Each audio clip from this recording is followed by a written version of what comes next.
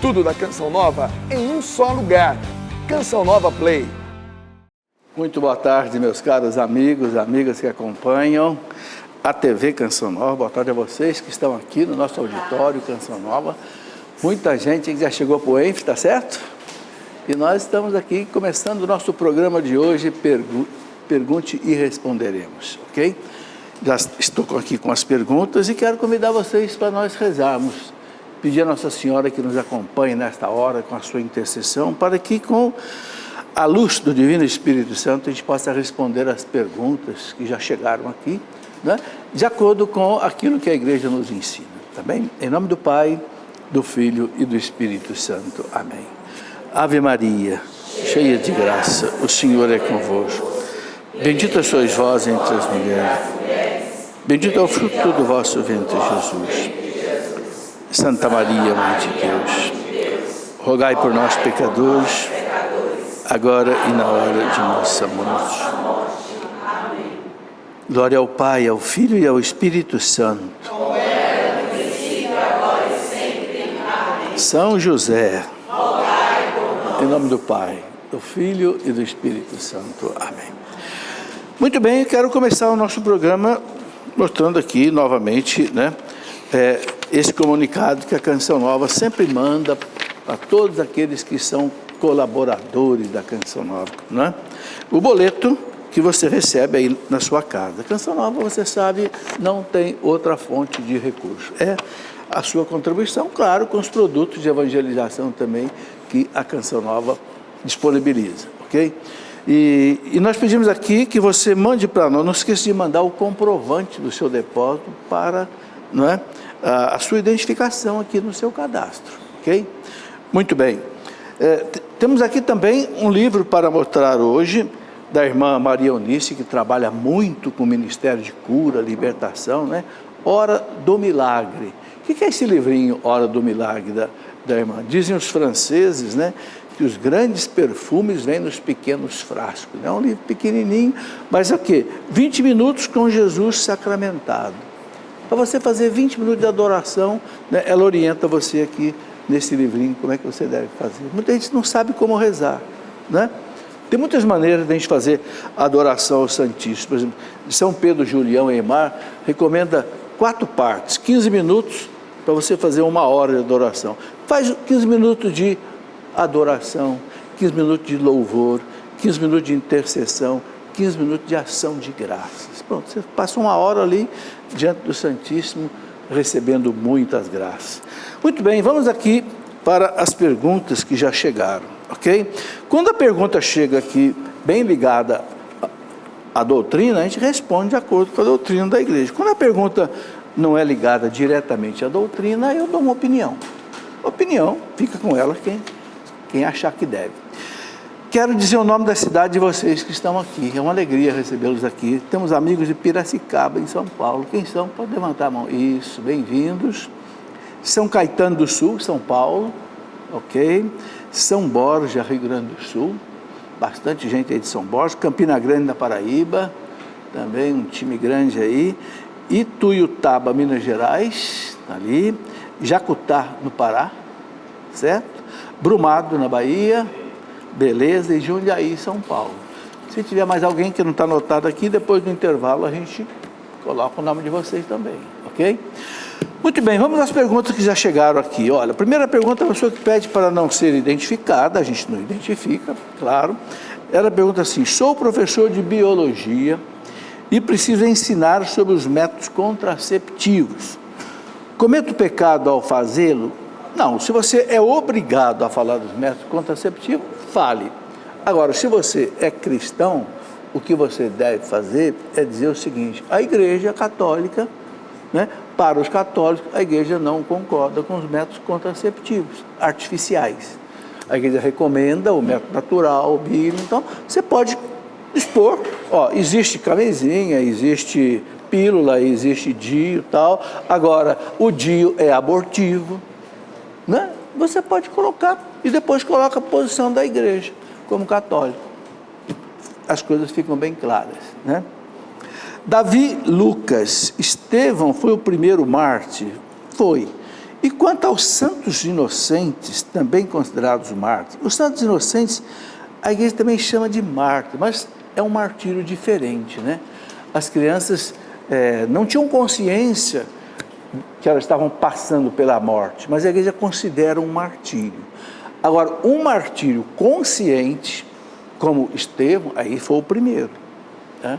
Ele sabia que ele ia morrer, foi apedrejado, então a igreja considera o primeiro mártir no sentido de um martírio consciente. Mas os santos inocentes, que deve ter sido mais ou menos umas 20 crianças que Herodes matou, não é? Também a igreja considera, porque derramaram sangue por causa de Cristo, né? Então é um martírio, eu diria assim, meio au concurso, né? Especial. Muito bem.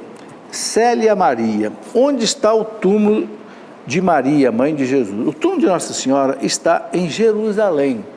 Quem faz a peregrinação em Jerusalém visita, né, escadaria abaixo ali, o túmulo de Nossa Senhora. Só que ela não está mais ali, porque ela ressuscitou e subiu ao céu na sua ascensão. Mas o túmulo de Nossa Senhora é venerado ali em Jerusalém. Laura Oliveira, há alguma explicação por que São João Evangelista era o discípulo que Jesus mais amava? Olha, há algumas explicações. Alguns exegetas bíblicos dizem que São João era talvez o mais novo dos apóstolos. Tanto assim que parece que foi o último que morreu. Tanto assim que o livro do Apocalipse, né, o último livro, foi escrito lá por volta do ano 100. Então, parece que São João era realmente assim, meio que ainda um jovem, talvez aí uns 18 anos. E ele se apegou muito a Jesus, né? Então, é esse sentimento que transparece. E um sinal que eu vejo muito bonito é o fato de São João ter ficado aos pés da cruz com Nossa Senhora. Por que que ele ficou? Porque ele tinha um amor a mais por Jesus, um amor maior. A gente sabe que o amor supera o medo, né? Os outros apóstolos, vazaram. São João ficou ali. Ele estava na casa de Anás e de Caifás, quando Pedro negou Jesus. João já estava ali. Ou seja, ele amava mais Jesus do que os outros, né? Eu acho que isso é que levou, então, a aparecer no Evangelho essa expressão, o discípulo que Jesus amava, né? É muito bonito isso. Jair pergunta o seguinte: por que um casal homoafetivo pode receber a Eucaristia, sendo que um casal de segunda união, ativo na paróquia, não pode fazê-lo? Ô Jair, veja bem, o que a igreja coloca é o seguinte: quem não está vivendo de acordo com a lei de Cristo, não deve receber a comunhão com Cristo. Um casal homossexual que vive a prática homossexual, não estão vivendo de acordo com a lei de Cristo. Porque a lei de Cristo é o quê? O homem unido com uma mulher. O casal de segunda união também não está de acordo com a lei de Cristo. Então, se eles comungam, ou se alguém autoriza a comungar, não é a igreja que está autorizando. Eu sei que tem padre que autoriza, mas por conta do risco deles. O que a igreja ensina? Quem está em pecado grave não pode comungar. Essa é a lei de Cristo. Agora, infelizmente na igreja acontece, né, essas coisas que não estão de acordo com o magistério da igreja. Está aí. Kátia Cristina. Povos indígenas que possuem seus ritos próprios e deidades, seus deuses, né, indiretamente adoram o nosso Deus. A salvação também se estende a eles? Não, eles não adoram o nosso Deus. Eles adoram aos deuses mitológicos, né, lá deles.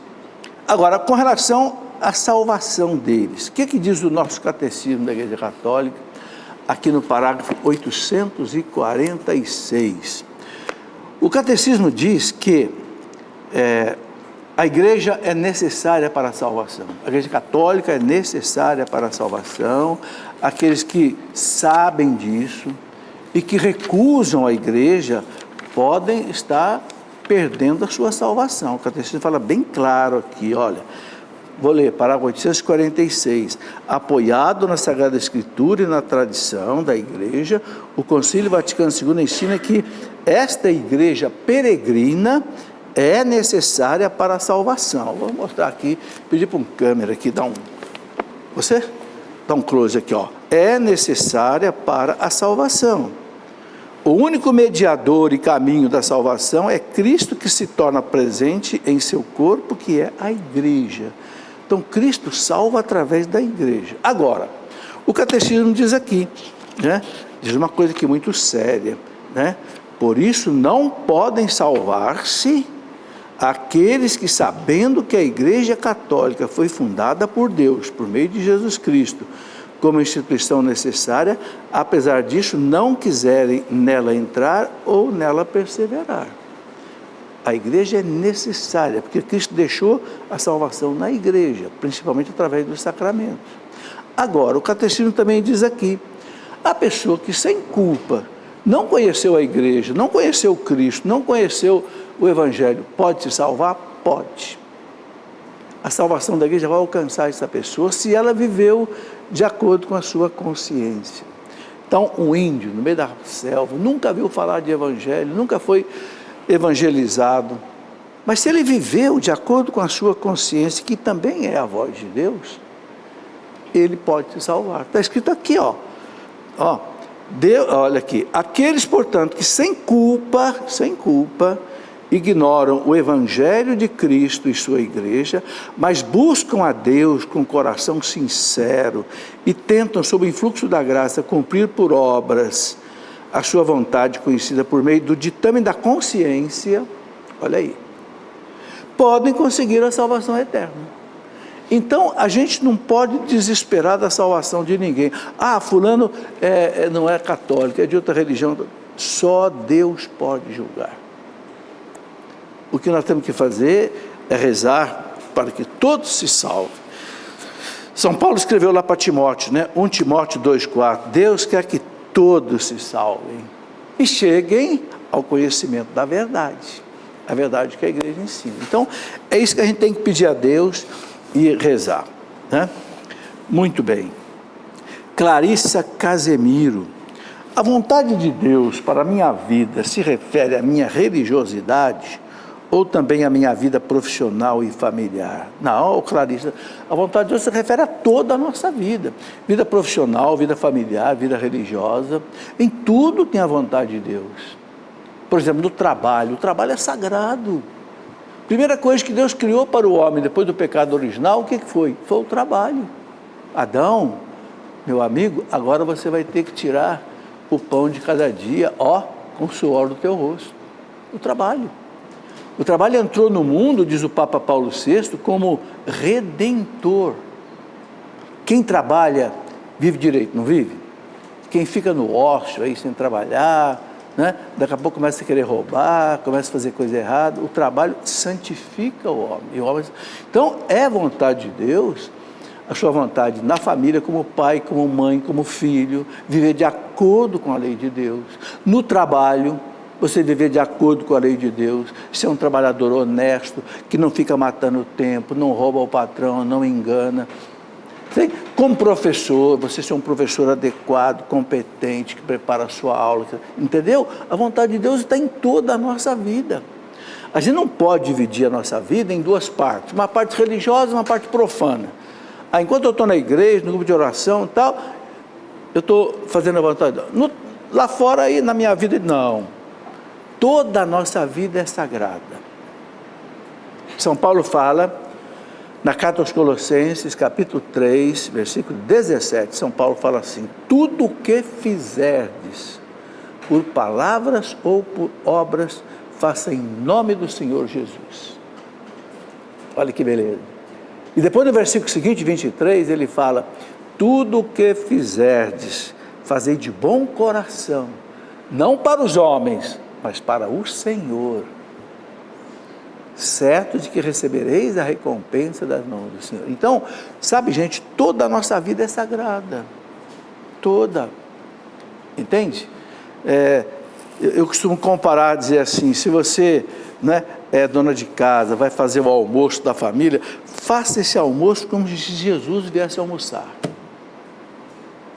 Você é um dentista, vai fazer uma cirurgia na boca de alguém, faça como se o paciente fosse Jesus. Ah, você vai caprichar. Você é médico, vai operar um doente, opere como se Jesus fosse o doente. Você é professor, vai dar aula, prepare a sua aula, dê a sua aula, como se Jesus fosse aluno. Não é o que o São Paulo diz? Tudo o que fizer por palavras, faça em nome do Senhor Jesus. Ou seja, por amor a Jesus. Isto torna a nossa vida sagrada. Nada na nossa vida torna-se profano. Entenderam? Tudo o que fizerdes é tudo o que fizerdes. Comer, beber, dormir, trabalhar, rezar, jogar futebol, ir na praia. Tudo o que fizerdes, faça em nome do Senhor. Você vai fazer tudo certinho. Beatriz Carvalho, há alguns anos, sinto o chamado para uma vida consagrada a Deus. Porém, encontro diversas dificuldades, inclusive quanto ao apoio dos meus familiares. Como saber se faço o certo? Ô Beatriz, você precisa ter um diretor espiritual, para você tirar todas as suas dúvidas. Se com acompanhamento espiritual, você, com o seu diretor espiritual, chegar à conclusão que realmente você tem vocação religiosa, então aí você siga essa vocação. Ah, mas a família não quer. Paciência, paciência. A família tem que entender. Se você é maior de idade, já passou lá dos seus 18 anos, 20 anos, você tem direito de seguir a Deus se Deus te chama. Agora, não faça isso impulsivamente, não, faça um acompanhamento. Por exemplo, alguém para entrar aqui na Canção Nova como consagrado, ele leva pelo menos 4 anos. Primeiro ele é acompanhado lá na cidade dele, por uma casa da Canção Nova que seja próximo, durante 2 anos, lá na cidade dele. Aí ele vem para cá, passa 1 ano em Lavrinhas, depois 1 ano em Queluz, inclusive eu dou aula para ele nesses 2 anos, dou aula sobre o catecismo da igreja, depois de 4 anos é que faz a sua consagração. Então há um caminho para que não erre para fazer, entendeu? Nesse caminho Deus vai te mostrando. Então faça isso. Não digo em relação à Canção Nova, em relação à sua opção religiosa. Adilson José de Aquino. Na segunda carta de São Pedro, capítulo 1, versículo 19, em latim, existe uma referência a Lúcifer, como sendo a estrela da manhã. Em nenhum outro ponto da Bíblia esse nome é colocado como sinal do demônio. Esse termo, nesse capítulo, remete a Jesus, a estrela da manhã. Adilson, pelo que a igreja entende, é a estrela da manhã. Eu vou até ler aqui, segunda carta de São Pedro, 2 Pedro, né? Capítulo 1, versículo 19, né? Rapidinho aqui, segunda carta, 2 Pedro 1, 19, está escrito aqui, né? Assim demos ainda maior crédito à palavra dos profetas, a qual fazeis bem em atender como a uma lâmpada que brilha em um lugar tenebroso, até que desponte o dia e a estrela da manhã se levante em vossos corações. Né? Está aqui. Essa estrela da manhã, que muitos confundem com a estrela d'alva, é um símbolo de Jesus, né? Que vem a nós para iluminar a nossa vida. Ok? É a interpretação que eu sempre vi nos manuais que interpretam a Bíblia, manuais dos teólogos. Certo, Adilson? A pergunta aqui da Lorraine: a bênção que acompanhamos nas reprises tem validade? Ou somente no programa ao vivo? Por que não vemos reprises de missas? Bom, a bênção é um sacramental, diferente do sacramento. É importante entender a diferença entre as duas coisas. Um sacramento, os 7 sacramentos, é Deus quem opera diretamente. Ok? Então, quando o padre consagra, ou quando o padre perdoa, é Cristo que perdoa, é Cristo quem consagra, é Cristo quem batiza, através do ministro. Por isso que o sacramento não pode ser dado à distância. Ninguém pode te confessar por telefone, pela internet, não pode, tem que ser ao vivo. O sacramento tem que ser ao vivo, porque Cristo opera ali na pessoa presente. O sacramental não. E o sacramento não depende da santidade do ministro. Um padre pode ser santo como o Padre Pio, ou um padre que não é tão santo. Ambos consagraram a Eucaristia está consagrada igualmente. Entende? O sacramento não depende da santidade do ministro. O latim tem uma expressão que a teologia usa, é ex opere operato. Quer dizer o seguinte, realizado o rito, a graça acontece. O sacramental é diferente. A bênção, o crucifixo que você usa, a medalhinha que você usa, é diferente. Aí depende, sim, da fé do fiel e da santidade do ministro. Por que a bênção de um santo, muitas vezes, faz milagre? Porque o santo é santo. Então, o sacramental depende. Como o sacramental não depende da presença do fiel junto com o ministro, o sacramental pode ser dado à distância. Por isso que pode ser dada a bênção pela televisão. O Papa dá a bênção lá em Roma, urbi et orbi, para a cidade e para o mundo. Essa bênção, se você recebe com fé, seja ao vivo, seja depois, ela tem efeito se você tem fé. Entendeu? Então, vale sim. Agora, a missa é um sacramento, então a missa não é repetida. Ok? Muito bem, vamos fazer o nosso intervalo. Daqui a pouquinho a gente já volta. Espera aí que é bastante rápido. Já estamos de volta com o nosso programa Pergunte e Responderemos. Né? Agora vamos responder as perguntas que chegaram por e-mail. No primeiro bloco são as perguntas que chegam pelo Facebook, pelo outros meios, pelo telefone, né?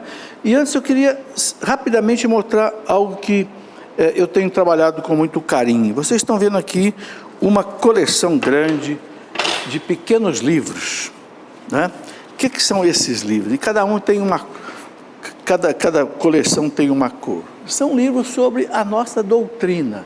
Então, por exemplo, sobre esses livrinhos verdes, de capa verde, sobre espiritualidade. Qual a importância da oração?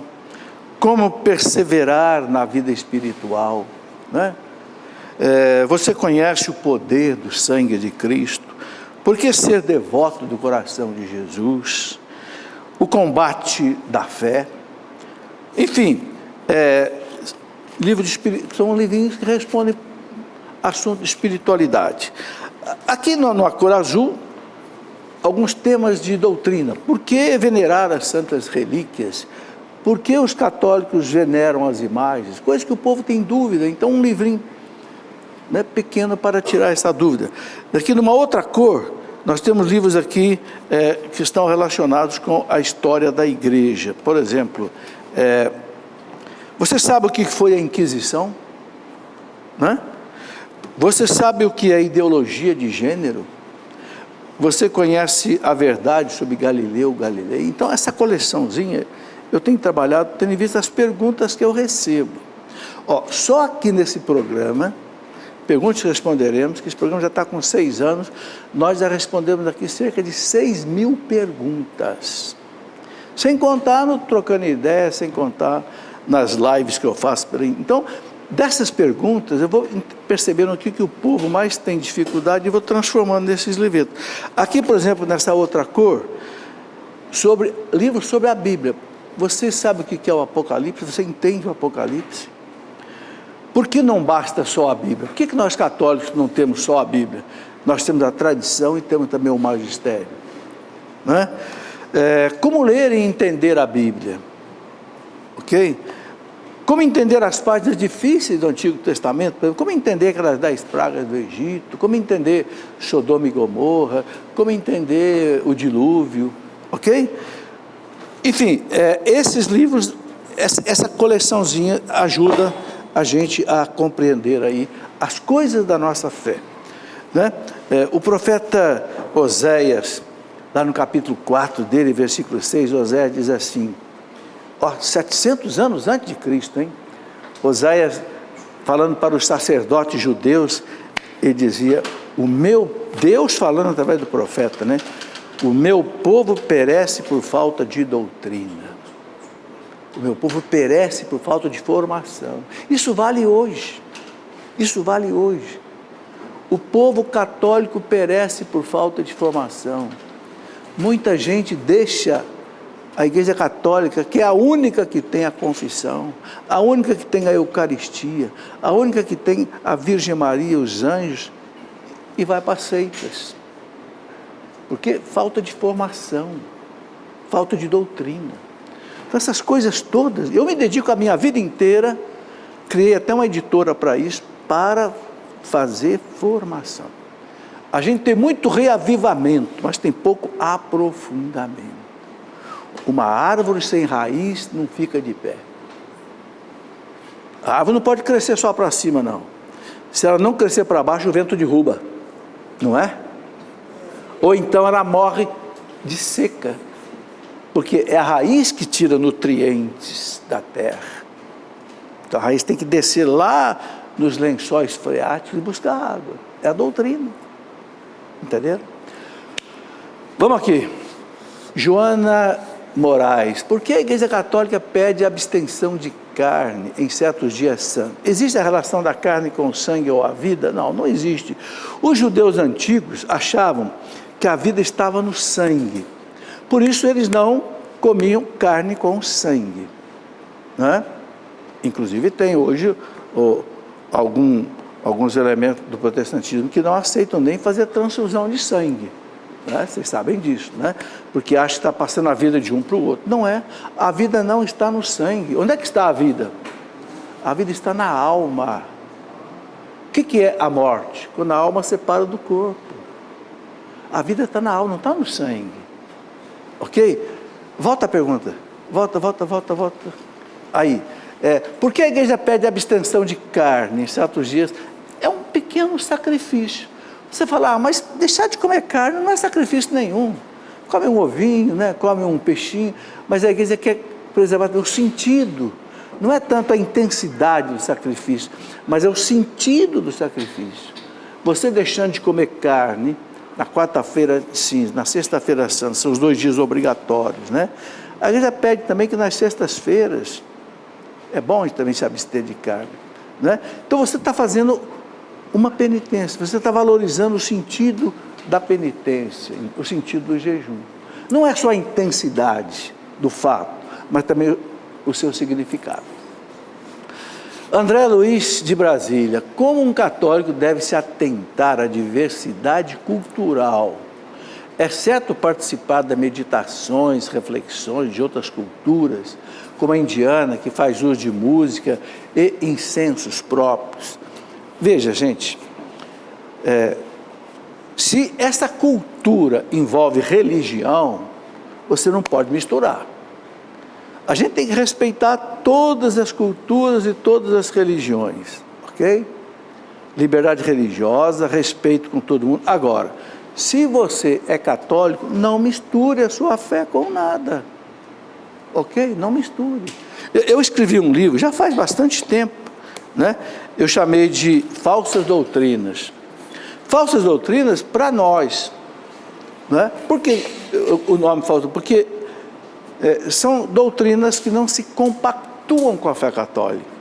Então você não pode ser ao mesmo tempo católico e espírita, católico e seixonoye, católico e budista, católico e muçulmano. Não pode, porque não compactua. A salvação são caminhos diferentes. Respeita, tem que respeitar, mas não misture, não faça o sincretismo religioso. Por exemplo, foi colocado ali a cultura indiana. Olha, os indianos, ou eles são hindus, ou são muçulmanos. A maioria é hindu, e uma porcentagem é muçulmana. Tem pouquíssimos católicos. Então, é uma cultura que não é católica. Certamente, os ritos religiosos deles não são voltados para o Pai, para o Filho e para o Espírito Santo, não. Porque não tem esse Deus. Então, não misture as coisas. Respeite, mas não misture. É a orientação que a igreja dá. Não tem que sair fazendo violência, não tem que respeitar. A liberdade religiosa é sagrada, mas não misture. O que mais? Gilson Carlos. Antipapas é o mesmo que anticristo? Não. Foram eleitos pelos cardeais, mas não serviam a Deus. O que é um antipapa? A igreja teve mais ou menos 37 antipapas. Antipapa é um papa falso.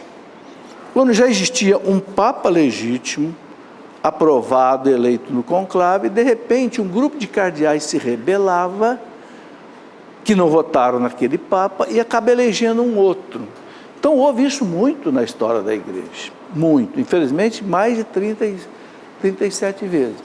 Não é que seja um anticristo, às vezes era até uma pessoa boa, mas que, como o papa, era falso, ok? Então, o papa, é aquele que foi eleito por 2/3 dos votos dos cardeais no conclave, né? Então, o nosso papa é o Papa Francisco hoje. Se amanhã alguém inventa um outro papa aí, é antipapa, não vale, certo? Carlos Mazzola: as catástrofes que acontecem pelo mundo podem ser consideradas como sinais do fim dos tempos? Carlos, é difícil, porque catástrofe sempre teve em toda a história da humanidade. Então, é muito difícil, né? O que Jesus fala para nós é o seguinte: estejam sempre atentos, vigiai e orai, estejam preparados. Ninguém sabe quando é que o Cristo vai voltar. Pode ser hoje, pode ser daqui a 100 anos, 200 anos, 300. Nós temos que estar preparados. Eu queria recomendar um livro interessante de Dom Henrique Soares, bispo lá de Pernambuco, em Palmares. Dom Henrique Soares é um grande bispo. Escatologia, sobre o fim do mundo. Dom Henrique desdobra essa questão aqui muito bem, entendeu? E com a autoridade de um pastor, né? Está aqui a foto dele, olha, Dom Henrique Soares, está sempre aqui na Canção Nova, de vez em quando ele vem aqui no meu programa Escola da Fé. Então, quem quer aprofundar isso aí, tem esse livro do Dom Henrique, tem aqui na Canção Nova, você pode adquirir. O que mais? William Clemente: após a morte, nossa alma já passa por um julgamento e vamos para o céu. O que acontecerá então na segunda vinda de Cristo? Bom, o que a igreja ensina? Está no catecismo da igreja, né? A igreja ensina bem claro: após a morte vem o nosso julgamento diante de Cristo, é o tribunal de Cristo. Eu quero mostrar bem claro na Bíblia onde é que está isso. Segunda carta de São Paulo aos Coríntios, né? São Paulo coloca isso bem claro, né? Nós vamos nos apresentar diante do tribunal de Cristo, né? Ele diz assim, olha,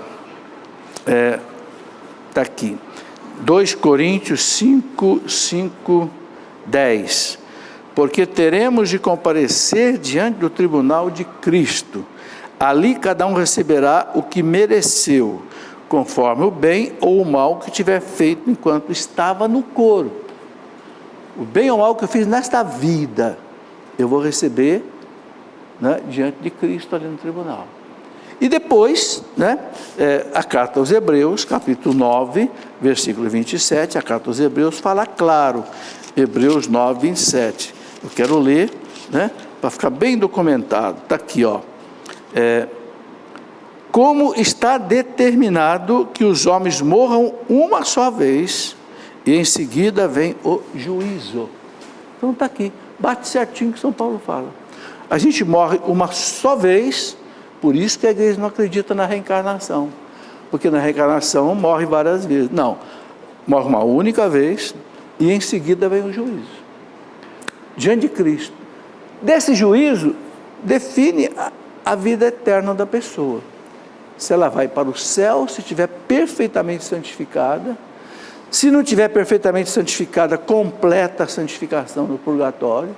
Está aqui no Catecismo, parágrafo 1030, fala bem claro: aqueles que morrem na amizade de Deus, mas não estão perfeitamente santificados, passam por uma purificação da alma, até chegar à santidade perfeita e poder ir para o céu. O purgatório só tem uma porta de saída para o céu. Ou aqueles que rejeitaram Deus, rejeitaram a graça de Deus, aí a igreja diz que vão viver sem Deus eternamente, o que a teologia chama de inferno. O inferno, mais do que né? Demônios, tal, é a frustração da pessoa perder Deus. Ela perdeu tudo, porque Deus é tudo, né? Então acontece. Agora, o juízo final. O que é o juízo final? Quando Cristo voltar, todos os corpos vão ressuscitar, os bons e os maus, e haverá o juízo final. Deus vai separar de um lado os que vão viver com ele, os que vão viver sem ele. Acaba o purgatório. Aí acabou. As almas todos do purgatório vão se santificar e vão para o céu. Ok? E o que significa o juízo final? O Catecismo da Igreja explica. Vai ser um juízo onde Deus, diante de toda a humanidade, vai fazer toda a justiça.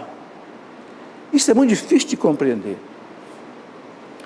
Aqui na terra, toda hora a gente fala, eu quero justiça, né? O povo matou fulano, justiça, justiça. A gente é tapeado aqui nesse mundo às vezes, não tem justiça, não é verdade? Toda justiça será feita diante de todos. Não me pergunte como que será isso, que eu não sei. Mas é o que diz a teologia. Então vai ser um acerto de contas, de todos com todos. Vocês entenderam? Mas não vai mudar mais a sorte de ninguém. Aquele julgamento do juízo particular, aquilo é que vai valer para sempre. Não vai acontecer mais da pessoa que foi condenada ao inferno no juízo particular, depois dela se salvar. Não, ela está condenada para sempre, ou está salva para sempre, ou foi para o purgatório, do purgatório ela vai para o céu. É isso que a teologia explica. Eu escrevi um livro onde eu explico essas coisas bem baseado no que a igreja ensina. O cristão diante da morte. Esse livro eu coloco, o que vem depois da morte? Céu, inferno, purgatório, juízo final, juízo particular, segunda vinda de Cristo, novos céus, nova terra. O que significam essas coisas? De acordo com o que está na doutrina católica, eu transcrevo, claro, com outras citações, com outros argumentos de santos, de doutores, etc. Ok? É importante a gente conhecer essas coisas bem, sabe? Muito bem, vamos em frente. Guido Sambini, meu vizinho é adventista do sétimo dia. São aqueles que guardam o sábado ao invés do domingo, né? Ele me disse que a Igreja Católica é uma das bestas do Apocalipse. Qual a origem dessa interpretação? Sei lá. Para nós a Igreja é o corpo sagrado de Cristo. Mystici corporis Christi, o corpo místico de Cristo. Agora, é triste, sabe? Alguns irmãos separados, são alguns, que caem nessas loucuras. Querer chamar o Papa de a besta do Apocalipse, porque o Papa é o 666, porque se você pegar lá a expressão Vicarius Filii Dei, né, fizer a decodificação, né, em números do algarismo romano, você vai chegar em 666, mas tanta besteira, não tem cabimento uma coisa dessa, né?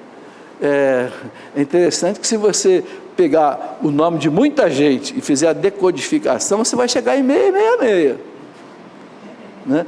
Eles pegam lá, Vicarius Filii Dei, em latim, o vigário do Filho de Deus. Aí pega o V, põe 5, em algarismo romano o V é 5, né? O I põe 1, o C põe 100, aí soma dá 666. Mas peraí, o que é o 666? 666, que está no Apocalipse, por isso que é importante estudar o Apocalipse. 666, São João, quando escreveu o Apocalipse, ele disse o nome do inimigo da igreja. Ele disse, esse nome é o nome de um homem que pode ser identificado com 666. Quem era? Era César Neron, em grego, que decodificado na correspondência numérica e literal em grego dava 666. Era Nero. Por que São João fez isso? Porque se ele dissesse, o inimigo é César, ele estava no primeiro século, no império de Trajano, que era um perseguidor terrível da igreja, se ele dissesse, é César o perseguidor, ele ia ser preso e morto. E não só ele, mas a cristandade. Então ele escondeu. Os cristãos, para se identificarem como cristãos, o que eles faziam? Faziam o peixe. Porque peixe em grego é iktis, que para os cristãos era uma sigla. Jesus Christos Theos Iosoter. Jesus Cristo, Filho de Deus Salvador. Ictis em grego é peixe. Jesus Cristo, Filho de Deus Salvador. Então ele desenhava um peixinho, é cristão. Mas os inimigos não sabiam. Então o 666 também, São João usou, né? É chamada gematria. Você transfere letras para número, né? Em grego, agora os protestantes pegam. Em latim, Vicarius Filii Dei, e joga lá 666. Só que tem uma coisa. Se você pegar o nome de uma grande pastora protestante, chamada Ellen Good White, vai dar 666. Se você pegar Ludovicus em latim é Luís em português. Ludovicus, se você fizer a gematria, vai dar 666. Agora, quantos reis chamados Luís nós tivemos? Só na França teve 16, 17. Qual deles é o anticristo? Quer dizer, é uma coisa louca.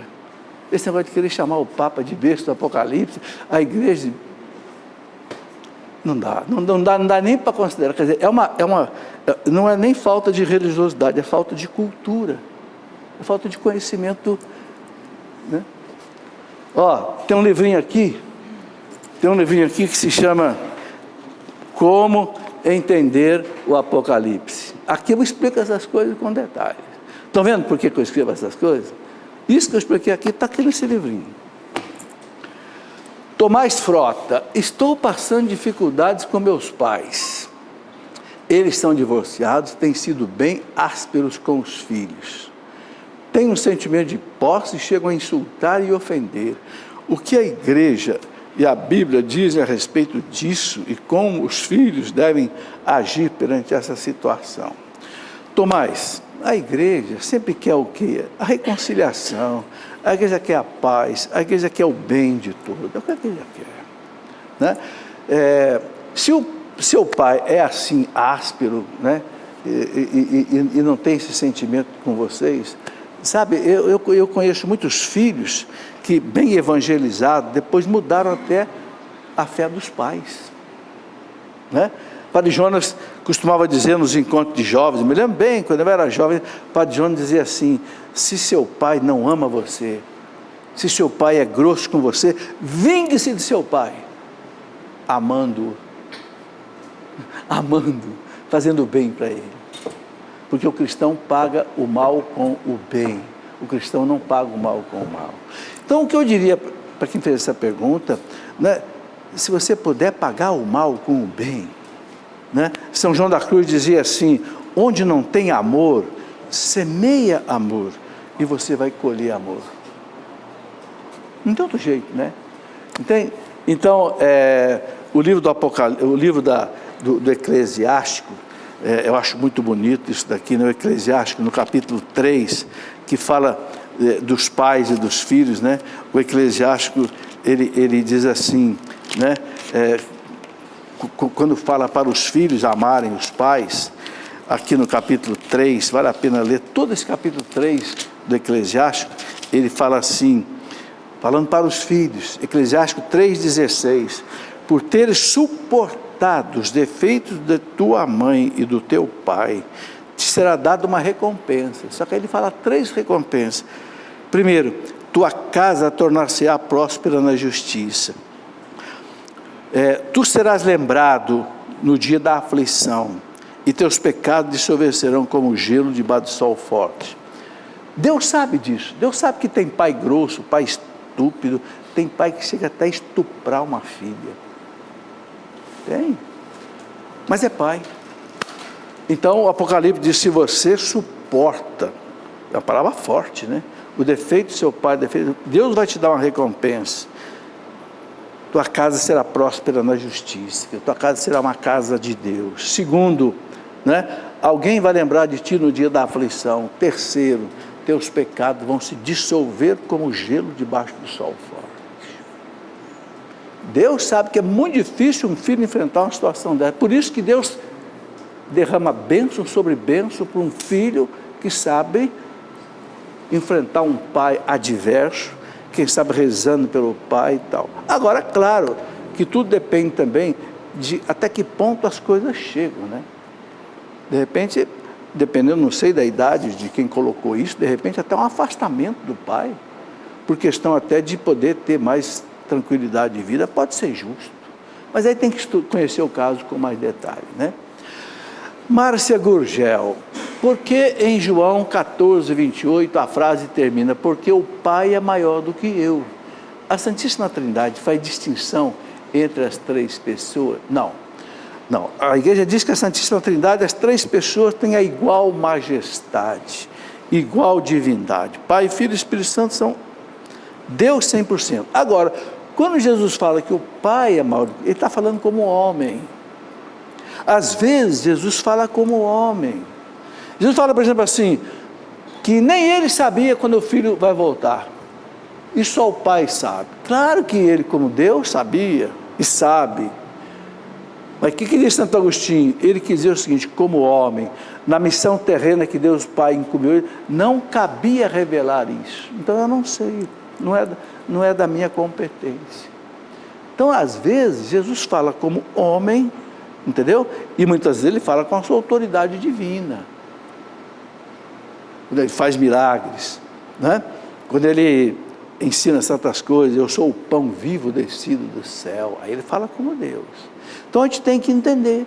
Por isso que é importante, gente, a gente fazer um curso bíblico, estudar a Bíblia com um pouco de profundidade, né?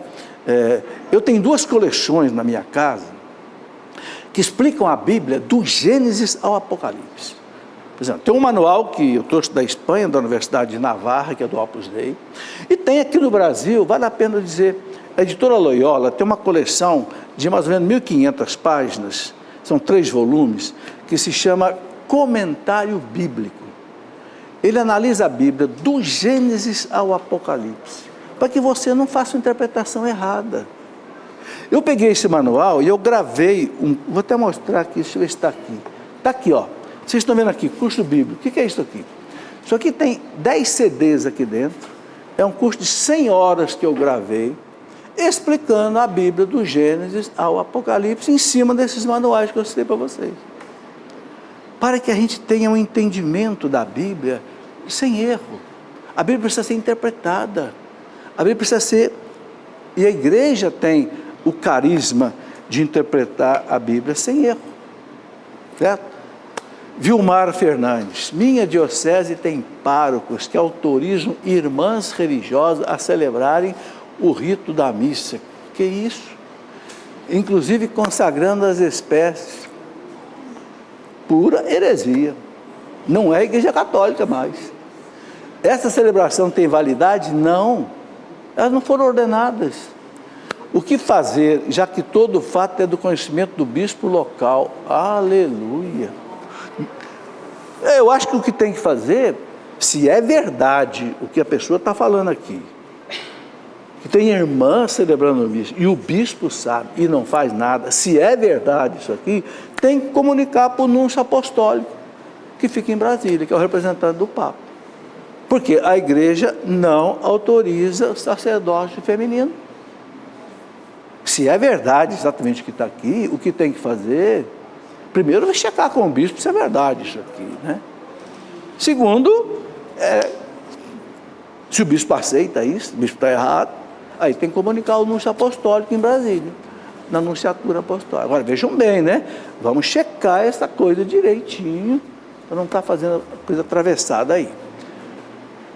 E Milena Araújo, a igreja é dirigida pelo Papa, que é sucessor de Pedro, certo? Guiado pelo Espírito Santo. Certo. Como entender então os erros que infelizmente marcaram a história?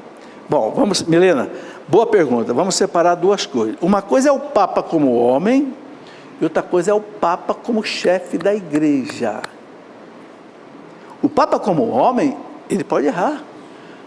O Papa Francisco diz que ele se confessa a cada 15 dias. Opa! Quem confessa é porque tem pecado. Não é? Agora, quando ele atua como Papa, ele proclama um dogma, aí ele não erra, porque aí o Espírito Santo o assiste. Eu quero dar uma comparação para vocês entenderem. Imagine um juiz civil, né? O juiz julga um caso e o juiz dá uma sentença. O réu vai ser condenado por tantos anos de cadeia e tal.